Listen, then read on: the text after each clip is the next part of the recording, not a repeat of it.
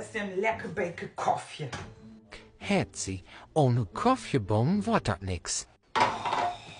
Immer so steht.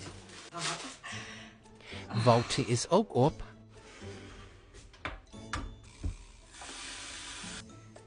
Mijn Druckskal ist übrigens auch voll.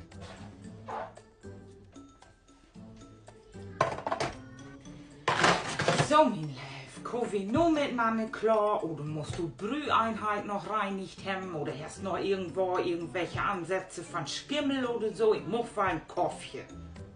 All steh, aber du kannst mich knutschen. Ich bin verwunschen Prinz. Küss mich. Von wegen und verwunschen Prinz nix kannst.